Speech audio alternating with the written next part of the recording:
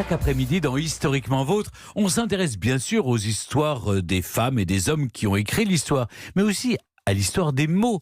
C'est une manière de tendre un pont entre les époques, mieux comprendre la nôtre en comprenant d'où viennent ces expressions que vous utilisez, vous par exemple Mathieu, et puis les auditeurs, en permanence au quotidien. Mais je ne sais pas si on peut vraiment tendre un pont des époques, vu que normalement un pont c'est plutôt rigide, sauf à Gênes. Mais bon, l'essentiel, que vous nous permettiez de briller chaque soir dans le dîner.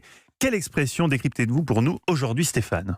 Mathieu, parmi vos nombreuses qualités, on peut citer un organe vocal puissant et viril. C'est juste. Un charme ravageur dont vous ne vous privez pas d'abuser, notamment sur les stagiaires. Bon, ça c'est #MeToo. Mais aussi une pêche à toute épreuve dont vous faites la démonstration pendant 2 heures tous les jours sur Europe 1 avant de vous écrouler comme un phoque sur la banquise. Oui, c'est exactement ça.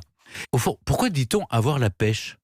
On se souvient tous que de 1986 à 1995, notre radio Europe 1 avait choisi pour slogan « Europe 1, c'est la pêche », arborant fièrement une pêche bleue, certainement transgénique. Et bien sûr, cette formule « avoir la pêche » a 2 explications qui sont toutes les 2 possibles. Dites-nous. D'abord, dans la culture chinoise au IIIe siècle, on considérait ce fruit comme étant source d'immortalité. Le poète chinois Zhang Hua décrit un verger dans lequel une divinité taoïste cueillait tous les 3000 ans des pêches. Ces fruits avaient un pouvoir inestimable, celui de devenir éternel.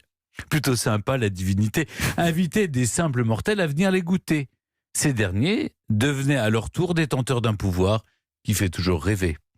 La pêche, le brugnon, comme la nectarine, sont des mutations naturelles de ce qu'on appelait la pomme de Perse, un fruit qui est apparu il y a plus de 3000 ans au nord de la Chine.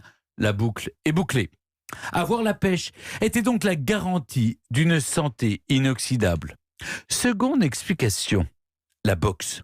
Donner une pêche, donner une patate sur un ring était la preuve que tout allait bien. En tout cas, plus pour celui qui la donne que pour celui qui la reçoit. Bon, avoir la pêche dans ce sport, c'était la garantie d'avoir la victoire au bout des gants. Dernier point que je souhaiterais souligner, on dit avoir la pêche, mais on dit aussi avoir la patate. Ou avoir la frite venant évidemment de la patate, comme disent les amateurs de complots faciles. Coïncidence ? Oh, je ne crois pas, non. Merci beaucoup pour ce dernier mot.